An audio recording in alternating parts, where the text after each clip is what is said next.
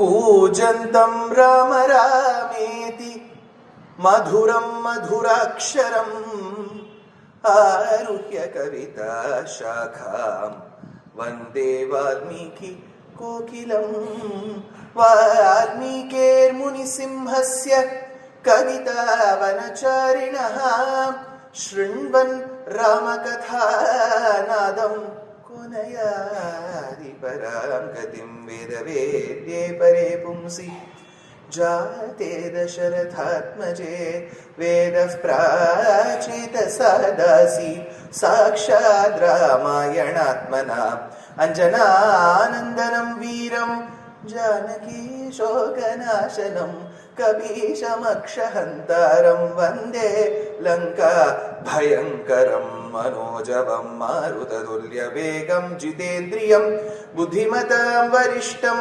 वातात्मजं वानरयूथमुख्यं श्रीरामदूतं शिरसा नमामि आञ्जनेयमरिपाठलाननं काञ्चनाद्रिकमनीय विग्रहं पारिजाततरुमूलवासिनं भावयामि पवमाननन्दनं यत्र यत्र रघुनाथकीर्तनं तत्र तत्र कृतमस्तकाञ्जलिं बाष्पवारि परिपूर्णलोचनं मारुतिं नमत राक्षसान्तकम्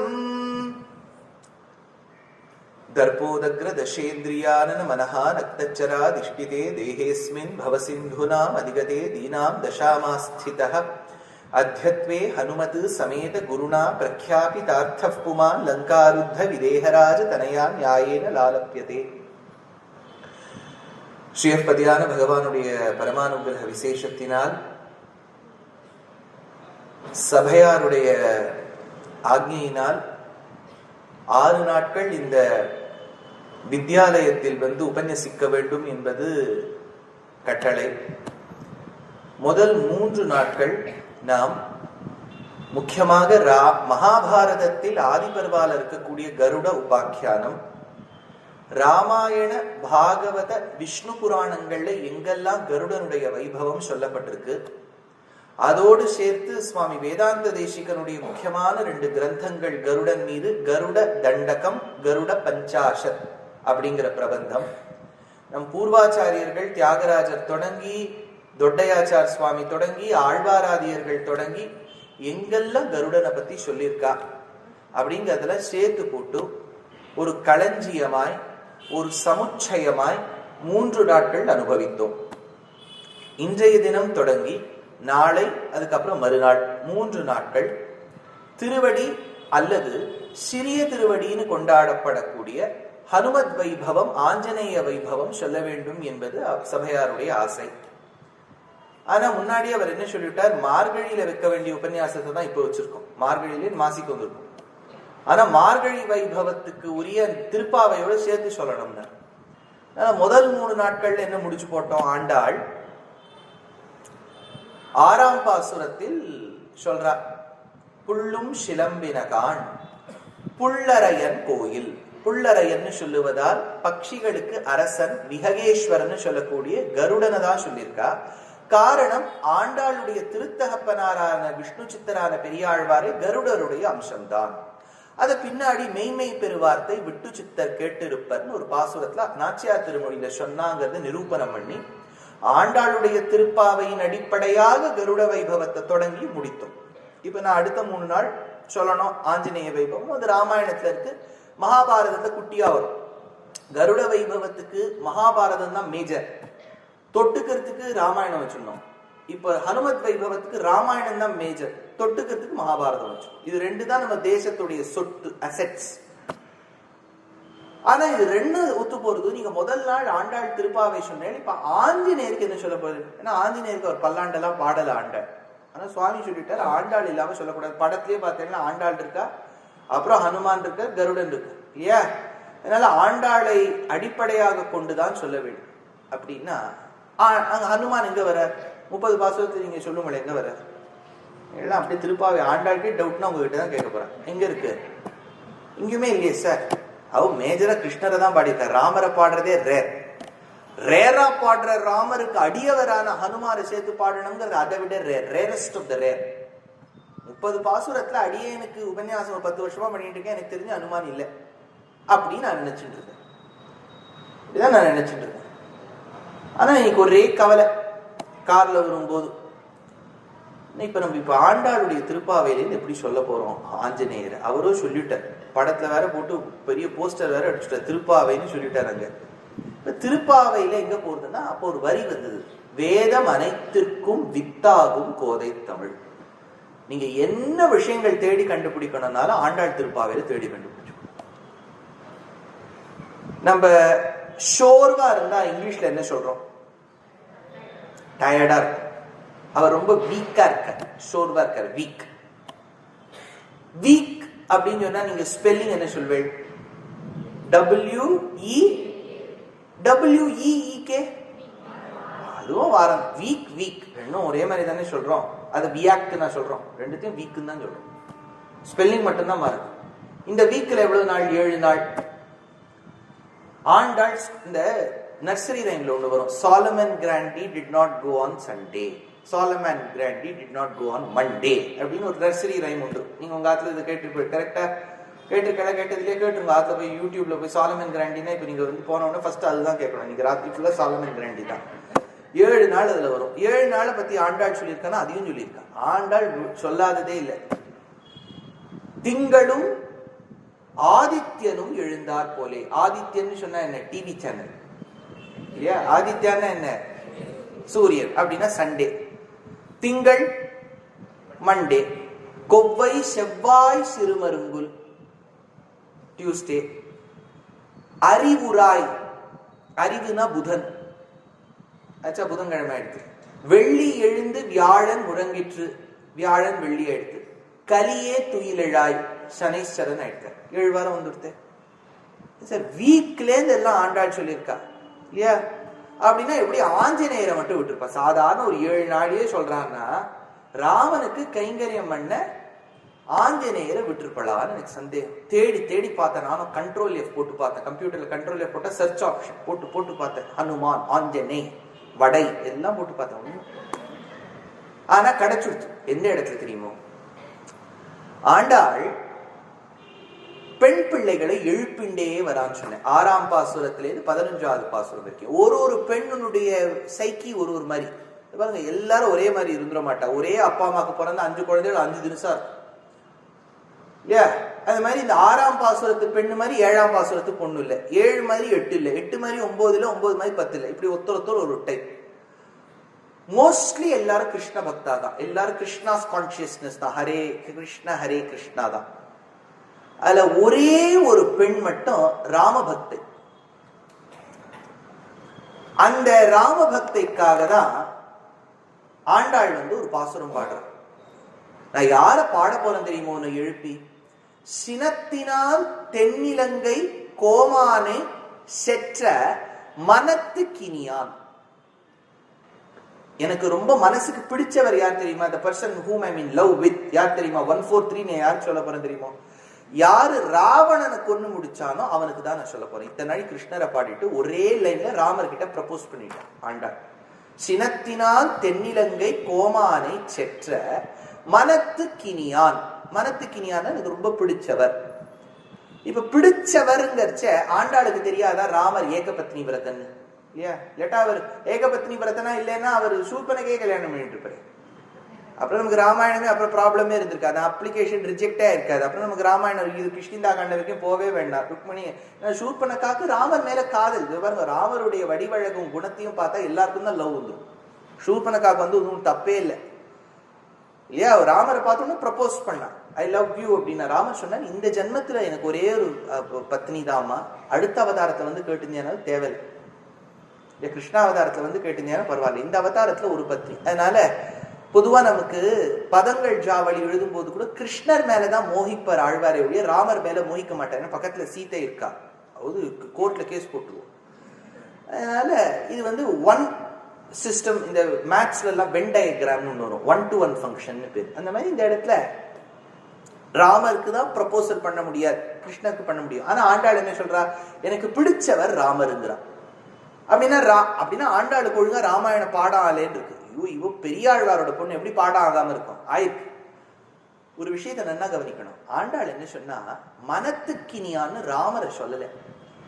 சினத்தினால் தென்னிலங்கை கோமானை செற்ற. தென்னிலங்கை கோமான், கோ அரசன், கோமான் அரசர்களுக்கு அரசன். அவன் எந்த ஊருக்கு அரசன்? தென்னிலங்கை. சினத்தினால் தென்னிலங்கை கோமானை செற்ற, அவனை முடித்த மனத்துக்கினியான். அப்படின்னா மனத்துக்கினியான் ராமர் இல்ல, மனத்துக்கினியது ராமர் கிட்ட இருக்கக்கூடிய ஏதோ, அதுதான் அவருடைய சினம். ஆண்டாளுக்கு ராமர் மேல காதல் இல்லை, ராமருடைய கோபத்து மேல காதல். இல்லையா? தனுஷ் சொல்றார், பார்த்தா பிடிக்காது, பார்க்க பார்க்க பிடிக்குங்கிறார். இல்லையா?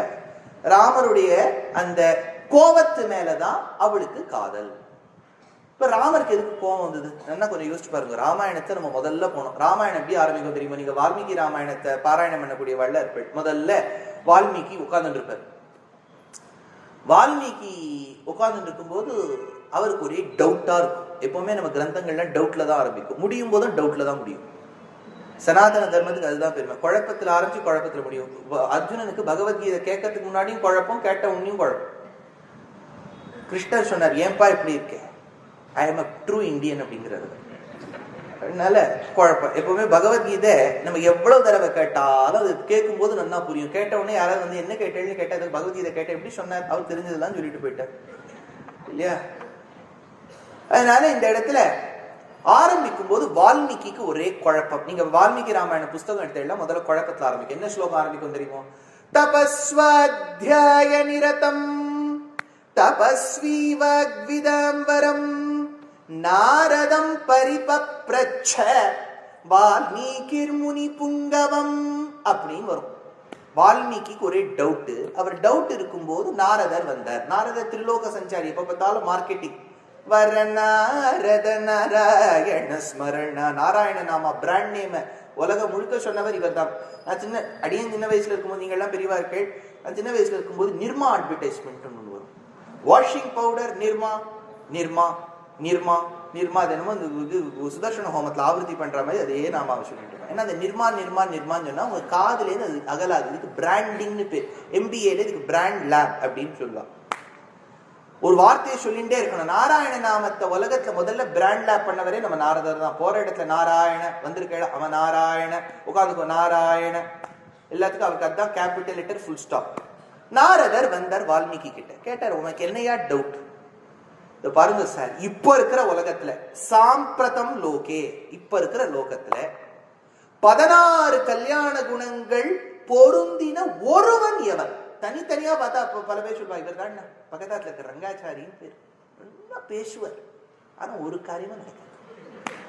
அப்படின்னா என்ன? குணமும் இருக்கு தோஷமும் இருக்குன்னு வந்துடுறதா? துஷ்யந்தா நல்லா உபன்யாசம் பண்ணுவார், அதாவது விஷயத்தை விட்டுட்டு நிறைய சொல்லுவார் அப்படின்னு சொல்லுவேல. நன்னா சொல்லுவார்னா அதோட நிறுத்திருக்கலாம், மேல ஒரு தோஷத்தை சொல்லு. இதெல்லாம் இதுதான் மனிதனுடைய குணம். நம்ம கிட்ட குணமும் இருக்கு தோஷமும் இருக்கு, சிம்பிள். ஆனா குறையே இல்லாதவன் கோவிந்தன், குறை ஒன்றும் இல்லாத கோவிந்தா. எல்லா குணங்கள் தான், தோஷமே கிடையாது அவர்கிட்ட. அதனால வால்மீகிக்கு என்னன்னா 16 கல்யாண குணங்கள் பொருந்தின ஒருவன் எவன்? தனித்தனியா குணம் இருக்கக்கூடாது, அந்த 16 ஒருத்தர்கிட்ட இருக்கணும். அவ எப்ப இருக்கணும்? அது ஒண்ணு இருக்கு. ஒரு ராத்துக்கு போனேன், நீங்க எரிச்சேரி பண்ணுவேளான்னு கேட்டேன். ஓ அப்படின்னா நான் என்ன நினைச்சிட்டு பண்ணுவா, பண்ணிட்டு இருந்தேன். பாருங்க, எல்லாம் பாஸ்ட் டென்ஸ்ல போயிடுது. இந்த 16 கல்யாண குணங்கள் பொருந்தினவன் எவன்னு கேட்டா, ஓ கேரளத்து பக்கம் எல்லாம் போனா முதல்ல அப்படிதான் ஆரம்பிப்பா, ஓ அப்போன்றுவா. ஏன் இப்பத்தி சொல்லியா? சாம்பிரதம் லோகே, இப்ப இருக்கிற லோகத்துல அதுதான் 16 கல்யாண குணங்கள் பொருந்தின கேள்வி. இது ஞாபகம் வச்சுங்கோ. ராமாயணத்துல நான் இந்த மாதிரி சூக்ஷ்மமான விஷயங்கள் ஜோக்கா சொல்றேன்னு நினைக்காதீங்க. உங்களுக்கு ரிலாக்ஸ்டா இருக்கணுங்கிறதுக்காக நான் இந்த மோட்ல சொல்றேன். இல்லாட்டா நான் மாட்டு புஸ்தகத்துக்கு அப்படியே ஒரே குரல சொல்லிட்டு போயிடுவேன். அப்படின்னு தான் யார் கதைக்கு வரப்போறேன் இல்லையா? கோனஸ்மின் சாம்பிரதம் லோகே குணவான் கஷ்ட வீரியவான் தர்மஜ்ஞஸ்ச கிருதஜ்ஞஸ்ச சத்யவாக்யோ திருடவ்ரதः चारित्रेण च को युक्तः धर्मभूतेषु को हितः विद्वान् कः समर्थश्च कश्च एकप्रियदर्शनः आत्मवान् को जितक्रोधः द्युतिमान् கோ அனசூயகஹ கஸ்ய பிப்யதி தேவாஸ்ச ஜாதரோஷஸ்ய சயுகே. 16 கல்யாண குணங்கள் பொருந்தினவன் எவன். இந்த குணம் என்ன அவர் கேட்டாருங்கிறத பத்தியே நான் ஒரு 4 நாள் உபன்யாசம் பண்ணியிருக்கேன், யூடியூப்ல இருக்கு. இந்த 16 கல்யாண குணங்கள் பொருந்தினவன் எவன் அப்படின்னு யாருக்கு அப்படின்னு அவர் கேட்டார். எனக்கு ஒரே பயம், நான் சுமாரா சொல்றதை வச்சு அந்த குழந்தை அழகும். இதே குழந்தை கொஞ்சம் வளர்ந்த ஒண்ணு கேட்கும் கதையெல்லாம், கவலைப்பட. இப்ப என்னன்னா இந்த 16 குணங்கள் இருக்கு இல்லையா, ஒரு ஒரு குணமுமே ரொம்ப டீட்டெயிலா சொல்லணும். கோவிந்தராஜியம்ங்கிற ஒரு புஸ்தகத்துல ரொம்ப டீட்டெயிலா சொல்ற. இப்போ ஒரு விஷயம் இதுல என்னென்ன, என்னோட பாயிண்ட் என்னன்னு சொல்றவர் வால்மீகி என்ன கேட்டார், இந்த 16 கல்யாண குணங்களும் ஒத்தர்கிட்ட இருக்கா. அதுக்கு யோசிச்சுட்டு நம்ம நாரதர் சொல்றார், இக்ஷ்வாகு வம்ச பிரபவஹ ராமோ நாம ஜனைஸ்ருதஹ. நம்ம இப்ப இருக்கிற காலத்துல இக்ஷ்வாகு வம்சத்துல தசரதன் பிள்ளை ராமன் இருக்கானே, அவன்கிட்ட இந்த 16 இருக்குங்கிற. இப்ப அதான் விஷயம். இந்த 16 குணங்கள்ல ஒரு குணம் என்ன கேட்கிறார், ஜித குரோதஹான். கோவத்தை ஜெயிச்சவன் அப்படின்னா என்ன, கோவப்படாதவன், கரெக்டா? ஆனா ஆண்டாள் என்ன சொன்னா, சினத்தினால் தென்னிலங்கை கோமானை செட்ட. கோவத்தால லங்கா அதிபதி ராவணனை முடிச்ச. இவர் ராமருக்கு கோபம் வந்து ராவணன் அடிச்சான். அந்த ராமருக்கு வந்த கோபம் மேல எனக்கு ஒரே காதல் அப்படிங்கிறார். வால்மீகி என்ன கேட்டார், கோவத்தை ஜெயிச்சவன் எவன், கோவப்படாதவன் எவன் கேட்டுட்டார். அதுக்கு பதில் ராமன்கிறார். இடிக்கல. நான் சொல்ற விஷயம் முதல்ல புரியுறதா? இடிக்கல. இதுக்கு எப்படி சமாதானப்படுத்துறதுன்னு இந்த ஆச்சாரியன் சொல்லுவார். ஜாகிரதை இது கொடுக்கும். ஜித குரோதானா, ஜிதனா ஜெயிச்சவன், குரோதஹான கோபம். ஜித குரோதஹான கோபத்தை ஜெயிச்சவன், கோபப்படாதவன் அர்த்தம் இல்ல, கோபம் வரக்கூடியவன். ஆனா அந்த கோபம் அவனுக்கு கண்ட்ரோல்ல இருக்கும். நமக்கு அப்படின்னா நம்ம கண்ட்ரோல்ல சொல்லுவார், பாருங்கோ எனக்கு கோபம் வர வைக்காதீங்க, அப்புறம் எனக்கு நானே என்ன பண்ணுவேன்னு தெரியாது அப்படின்னா இவர் கோபப்படுறதுக்கு தகுதி இல்லைன்னு அர்த்தம். இவருக்கே என்ன பண்றேன்னு தெரியாது இல்லையா, அப்படின்னா பண்ணப்படாது. யாரு கோவப்படலாங்கிறத ஸ்ரீருத்ரத்துல சொல்ற அனுவாக்கத்துல, திராபே அந்தசஸ்பதே தரித்ரன் நீல லோகிதா அப்படின்னு வரும். யஜுர்வேதத்துல சதருத்ரியத்துல ஒரு இடத்துல வரும், திராபே அந்தசஸ்பதே. அந்த திராபேன்னா என்னன்னா, சரியான சமயத்துல சரியான காரணத்துக்காக சரியான அளவுல கோவப்படக்கூடியவனுக்கு திராபேன்னு பேர். இது நம்ம மூணுமே நம்ம கிட்ட சேராது. சரியான சமயத்துல கோபம் வராது இல்லையா? இப்ப யாராவது பப்ளிக்கா என்கிட்ட கோவப்பட்டா, கோவப்படாது, சாந்தமாக இருங்க, கோவப்படுற மாதிரி பேசுவார். நான் பப்ளிக்கா இருக்கும்போது யாராவது வைரல் வீடியோ எடுத்து போட்டாங்க, என்ன பண்றது? உபன்யாசகர் கோவப்படுகின்றார், அதனால நான் கோவப்படுவதில்லை அப்படின்னு சொல்லிட்டு ஆத்துல போய் கோவப்படுவேன் இல்லையா? இப்ப இங்க கோபம் காமிக்க முடியல, இன்னொருத்தர்கிட்ட போய் கோபம் காமிக்கும். அளவுல பல பேருக்கு வந்து ஒரு 5 நிமிஷம் கோபம் வந்துட்டு போயிடும். பல பேர் 10 வருஷம் அதே கோபத்துல இருப்பான் இல்லையா? அளவும் சிக்க காரணத்துக்கும் வராது. ஏதோ சின்ன ஒரு காரணம், தமாத்துண்டு ஒரு காரணம், அதுக்கெல்லாம் கோவப்படுவா. இது மூணும் ஒன்னா சேர்ந்து விட்டுனா அவர் ஒருத்தருக்கு தான் கோவப்படுறதுக்கு சாமர்த்தியம். அப்படின்னா ராமனுக்கு கோபம் வராதுன்னு இல்ல, வந்தா அது கரெக்டா இருக்கும், கரெக்ட் அளவுல இருக்கும். எப்ப கோபப்பட்டார் அப்படிங்கறத ஆண்டாள், சினத்தினால் தென்னிலங்கை கோமானை செற்ற மனத்துக்கினியான். ராவணனை கொல்றதுக்காக ஒரு கோபம் வந்ததே, அந்த கோபத்துக்கு நான் நமஸ்காரம் பண்றேங்கிறார். இது எப்ப சார் ராவணனை கொல்றதுக்காக கோபம் வந்ததுன்னா, கொஞ்சம் ராமாயணத்தை நம்ம ரிசர்ச் பண்ணி பார்க்கலாம். ராமாயணத்துல ராமர் சீதையோட லக்ஷ்மணனோட கிளம்பி உத்தரப்பிரதேஷ்லேருந்து மத்திய பிரதேஷ் தாண்டி மகாராஷ்டிரால நாசி கிட்ட வந்து தங்கினார். ஹாப்பியா இருந்தா. 14 வருஷத்துல 13 வருஷம் ஒரு இன்டர்ஃபியரன்ஸ், அங்க நெட்வொர்க்கே இருக்காது, மெசேஜே வராது இல்லையா? மெசேஜ் வந்தாதான் அது ராத்திரி பல பேர் சொல்லிடுறா, 10 மணிக்கு மேல வாட்ஸ்அப் மெசேஜே அனுப்பக்கூடாது, அது நோட்டிபிகேஷனா வந்து இருக்கும் இல்லையா? எல்லாரும் ஏதாவது நம்பர் கொடுத்துருவோம். பல பேர் கேட்பாங்க, நீங்க நம்பர் கொடுங்க, என்ன பண்ணுவா? குட் மார்னிங், குட் ஈவினிங், பூசண்டு ஏதாவது ஒன்று கொடுத்து வச்சுடுவா. இது மாதிரி நல்லவர்களாக இருக்க வேண்டும், ஏதாவது ஒரு விஷயத்தை போட்டு, ஐயோ இதுக்கு மேலே என்னையா நல்லவனா இருக்கு, டாக்ஸ் எல்லாம் ஒழுங்கா கட்டணும் இல்லையா? கடன் வாங்கினா இதே தேசத்துக்குள்ள இருந்து கட்டுறோம், இன்னொரு தேசத்துக்கு ஓட மாட்டேங்குது இல்லை? இதை விட என்னத்தான் இன்னும் நல்லவனா இருக்கு. ஏதாவது மெசேஜ் அனுப்பிச்சுடுவா, வாட்ஸ்அப் மெசேஜ்லாம். அப்புறம் அங்க காட்டுல இருந்தா Ramar Seethai, no problem, network ஜம்முன்னு 13 வருஷம் சுகமா இருந்தா. நம்ம என்னமோ அப்படியே சிவபந்து வராளியில நம்ம டைரக்டர் எல்லாம் பாட்டு போட்டுருவார். ராமர் காட்டுக்கு கிளம்பி போனார், நல்லா ஜம்முன்னு காட்டுல இருந்தா. லாஸ்ட் 1 இயர் தான் ஒரே கஷ்டம், கிட்னாப் எல்லாம் ஆகி ரொம்ப கஷ்டப்பட்டு விட்டா. இந்த ஒரு வருஷத்துல என்ன ஆயிருக்கு, ராமருடைய பத்னி சீதை கிட்னாப் ஆயிட்டா. அவர் தேடிண்டே போறார், தேடினார், வாழ்க்கையின் எல்லை வரை ஓடினேன்னு ஒரு விதமா போய் அப்புறம் சேத்து எல்லாம் கட்ட போற. சேது கட்டுறதுக்கு முன்னாடி ஒரு விஷயம் நடக்குது. நீங்க ராமாயணத்தை நீங்க கேட்டுண்டவா, இங்க ஏதோ அக்காரக்கனி சுவாமி ஏதோ ராமாயணம் சொன்னார் சுவாமி, அதனால நீங்கெல்லாம் ராமாயணத்தை கரைச்சு குடிச்சவாளா இருப்பேன், அதனால உங்களுக்கு ஒரு எக்ஸ்ட்ரா ஒரு இன்ஃபர்மேஷன். ராமர் கடற்கரையில இருக்காரு. எங்க திருப்புல்லானின்னு ஒரு க்ஷேத்திரம் கேள்விப்பட்டிருப்பேன். எதுக்கு ஃபேமஸ் அது? பாயசம் பிரமாதமா. அதனால அந்த திருப்புல்லானியில போய் ராமர் குரங்கு கூட்டத்தோட இருக்கார். அப்ப சுக்ரீவன் எங்கேயோ வெளில போகும்போது லங்காலேருந்து ஒரு பிளைட் லேண்ட் ஆகுது. யார் யாருன்னு பார்த்தா விபீஷணன் ஆகாயத்துல இருக்கும். Vibheeshanan can I land? எப்பவுமே பிளைட் எல்லாம் ஒரு ஏர்போர்ட்ல லேண்ட் ஆகணும்னா அந்த கண்ட்ரோல் சிஸ்டம் கேட்கணும், இஸ் இட் ரைட் நவ், எல்லாம் நான் லேண்ட் பண்ணட்டாமா. சுக்ரீவன் சொல்றான் ஸ்டே தேர். உங்ககிட்ட என்ன வைரஸ் இருக்கோ தெரியல, அங்கே இருக்கு, கீழே எல்லாம் நீ வரப்படாது அப்படின்னு சொல்லிட்டு போறான். போன உடனே ராமர் கிட்ட போறான். ராமர் கிட்ட அவன் வந்திருக்கான் அப்படின்னு சொல்ற. ராமர் என்ன நினைப்பா, இப்ப இத்தனை நாள இவ யார் அவன்னு டிஸ்கஸ் பண்றா? யார? ராவணன். ராவணன் வந்திருக்கானா? என்ன ராமருடைய ரியாக்ஷன் பாருங்க. நன்னா பண்ணிருப்ப, நான் சுமாரா பண்றேன், அவன் நன்னா இல்ல. நீங்க என்ன ராவணன் வந்திருக்கானா? ராவணன்லாம் இல்ல, அவன் தம்பி விபீஷணன். விபீஷணனா? சரி, அவன் எதுக்கு வந்திருக்கான்? என்னமோ உங்ககிட்ட சரணாகதி பண்ண வந்திருக்கானா, உங்க சக்தி தெரிஞ்சுட்டானா, அதுக்கு வந்திருக்கான். அப்படி வந்தானா?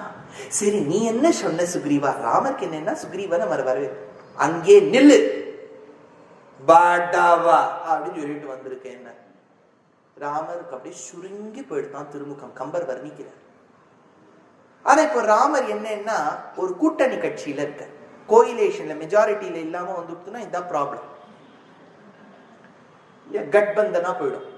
இப்ப இவர் சொல்றது அவர் கேட்கணும், அவர் சொல்றது யூனிலேட்டரல் டிசிஷன்லாம் எடுக்கவே முடியாது. இவர் உடனே அதுவும் யாரோட கோயிலேஷன்? குரங்கு. எப்படி இருக்கு பாருங்க இல்லையா? அதனால சுக்ரீவனை கேட்கிறாரு, உன் ஒப்பீனியன் என்ன, அவனை சேர்த்துக்கலாமா வேண்டாமா? அதுக்கு சுக்ரீவன் சொல்றான், அண்ணாவை விட்டு வந்த தம்பி நல்லவனாக இருக்க முடியுமா? ராமர் ஏற இறங்க பாக்குறார். ஏண்டாப்பா, நீ அண்ணா வாலியை விட்டு வந்தியே, ஒன்ன நான் அங்கீகாரம் பண்ணிட்டேன். அப்ப இந்த கேள்வி ஒரு கேட்கணும்னு தெரியல. இங்கிலீஷ்ல ஒரு பழமொழி சொல்லுவா, the pot is calling the kettle black அப்படின்பா. நீ இன்னொரு சரி, ராமர் வந்து பதிலே. ராமர் வந்து ரொம்ப மிதபாஷி, அதிகமா பேச மாட்டார். சுதா மாதுரிய பாஷண சுதா மாதுரிய பாஷண சுதா கரனா சுதா. தியாகராஜர் வர்ணிக்கிறார், பேசினார்னா தேனை பிடிச்சு பாத்திரத்துல வச்சுக்கலாம், அப்படி பேசுவார். ரெண்டே வார்த்தை நறுக்குன்னு பேசுவார். அதனால கிருஷ்ணருடைய கீதை இருக்கே ஒழிய ராமருடைய கீதை எல்லாம் கிடையாது, சிம்பிளா பேசுவார். அப்படியா சுக்ரீவா, வேற ஏதாவது காரணம் இருக்கான்னு கேட்டா எல்லாம் சொல்லிட்டே வந்தார். அப்புறம் ராமர் சமாதானப்படுத்தினதை பார்ப்பா, யாரா இருந்தாலும் நான் அவனை ஏத்துப்பேன் அப்படின்னு சொல்லிட்டு ஒரு விஷயம் பண்ணார் ராமர். விபீஷணன் கிட்ட, நம்ம லக்ஷ்மணன் கிட்ட சொல்லி சமுத்திர ஜலத்தை எடுத்துன்னு வா, நான் விபீஷணன் கிட்ட கால விழுந்த உடனே அவனுக்கு கிஃப்ட், ரிட்டர்ன் கிஃப்ட், லங்கைக்கு ராஜாவா ஆக்கிடுறேன். இன்னும் இவரே இன்னும் அங்க போல, எப்படி போறாருன்னு தெரியல. இருக்கிறதோ 70,000 குரங்கு. எப்ப இவர் பிரிட்ஜை கட்டி வாங்கி பர்மிஷன் கட்டி வாங்கி இதெல்லாம் இல்ல, ராஜாவா ஆக்கிட்டார். லக்ஷ்மணனுக்கு ஒரே குழப்பமா இருக்கு, என்ன இந்த அண்ணா மதனியை பிரிஞ்சு பைத்தியமாயிட்டார் போல இருக்கு, இந்த காரியங்கள்லாம் பண்ணிட்டு இருக்கார். உடனே காதுல போய் எல்லாம் மீடியாலாம் அங்க இருக்கு, தந்தி கிந்தி எல்லாம் அங்க நின்று இருக்காங்க. உடனே ராமர் கிட்ட போய் சொன்னார் லக்ஷ்மணன், அண்ணா எல்லாரும் பார்த்துட்டு இருக்கா, நீ சும்மா ரியாக்ஷன் பண்ணாதே, நான் சொல்றதை மட்டும் கேளு. இப்ப விபீஷணன் வந்திருக்கான்னு, இப்ப நம்ம இப்படி லங்கைக்கு போறோன்னே தெரியாது, அதுக்கு முன்னாடி தூக்கி லங்கையை தூக்கி அவன் கழுத்துல கொடுத்துட்டேன். சரி, இப்ப விபீஷணனுக்கு நீ சரணாகதி கொடுத்துட்டேங்கிற நம்பிக்கையில ராவணன் இப்ப 1 மணி நேரத்துல வரான், அடுத்த பிளைட்ல ஏர் லங்கால. நீ என்ன பண்ணுவ? லங்கையை தூக்கி இவங்கிட்ட கொடுத்தாச்சு. ராவணனுக்கு என்ன பண்ண போற? நோ, சிம்பிள் சொல்யூஷன், அயோத்தியாவை தூக்கி அவங்க கிட்ட கொடுத்துறேன். எப்படி இருக்காரு பாருங்க ராமருடைய அந்த பெருந்தன்மை, கொடை வெள்ளல் கர்ணன் அடிச்சுக்கணும் இல்லையா? ராமர் பாருங்க தூக்கி அயோத்தியாவை தூக்கி ஆச்சா. அப்படின்னா தன் பத்னியை கடத்திவன் மீது எவ்வளவு கருணை இருந்திருந்தால் அப்ப கூட சொல்றார், நான் அயோத்தியாவை தூக்கி கொடுத்துறேன். அந்த ராவணனியா கோபத்தால அழிச்சுப்பார் ராமர். யோசிச்சு பாருங்க, இத்தனை நாள் வரைக்கும் இது என்ன அந்நியனா? கொஞ்சம் இப்ப இப்படி இருப்பார், அப்புறம் மாறுவர், கடவுள் பாதி மிருகம் பாதி இல்லாம பண்ணுவார் அவர்.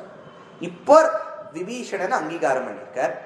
கொஞ்ச நாள் ஆனோன்னு ஆண்டாள் சொல்றா சினத்தினால். அது எப்ப ஏன் அந்த கோபம் வந்ததுன்னா கொஞ்சம் யுத்த காண்டத்தை ஜூம் பண்ணி பாருங்க. ராமர் ராவணனோட யுத்தம் பண்ணும்போது ஒரு நாள் இந்திரன் தன்னுடைய தேரையும் சாரதியையும் அனுப்புறான். அவன் சாரதிக்கு மாதலின்னு பேர். மாதலியை அனுப்பிச்சு ராமர் அந்த தேர்ல இருந்து மாதலிய சாரதியா வச்சுட்டு ராவணனோட யுத்தம் பண்ற. இன்று போய் நாளை வாழலாம் சொல்றார். அடுத்த நாள் ராவணன் வரான். ராவணன் வரும்போது ராவணனுக்கு தேர் இருக்கு, ஒரு இடத்துல நின்று சண்டை போடும். ஆனா ராமருக்கு 2வது நாள் இந்திரன் தேர் அனுப்பல. இந்திரனுக்கு ரெகுலாரிட்டியே இருக்காது, அதனால நம்ம தேரே அனுப்பல. இப்ப ராமர் பாவம் கீழே நின்றுக்கார், இங்கோ ரதத்து மேல இருந்து ராவணன் சண்டை போடணும். ரூல் வார்ஃபேர்ல இதெல்லாம் ரூல் கிடையாது. அதாவது இந்த மாதிரி சண்டை போடக்கூடாது.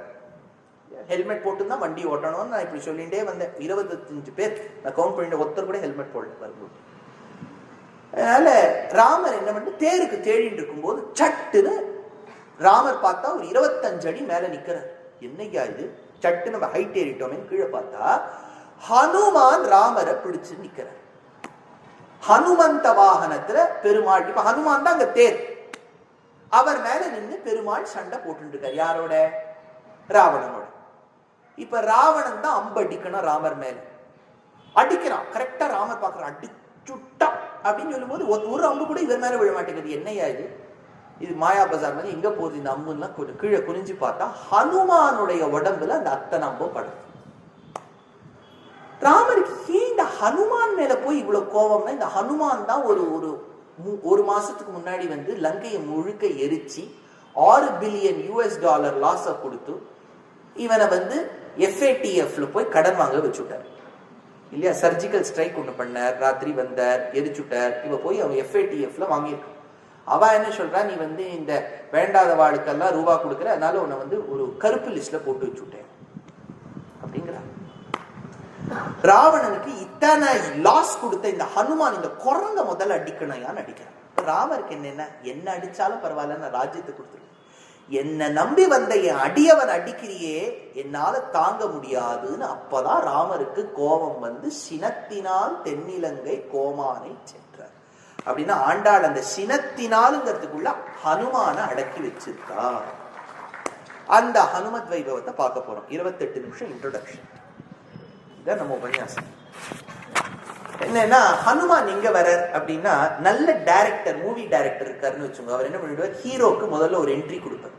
என்ட்ரி கொடுக்கும்போது தான் நம்ம தியேட்டர்ல எல்லாம் பாலாபிஷேகம் பண்ணி தைத்திரிய உபநிஷத்தெல்லாம் சொல்லி சஹஸ்ர சீருஷா புருஷா சஹஸ்ராட்ச சஹஸ்ரபாத்துன்னு ஒருத்தர் பின்னாடி வந்து மியூசிக் இருக்கணுங்கிறதுக்கு விசில் ஊதுவர், ஒருத்தர் ராக்கெட் பறக்க விடுவார். அந்த திருமஞ்சனம் எல்லாம் பண்ணி கட் அவுட் எல்லாம் போட்டு கார்த்தால 3 மணிக்கு எழுந்து நின்றுடுவா கியூல போய், ஃபர்ஸ்ட் டே ஃபர்ஸ்ட் ஷோ.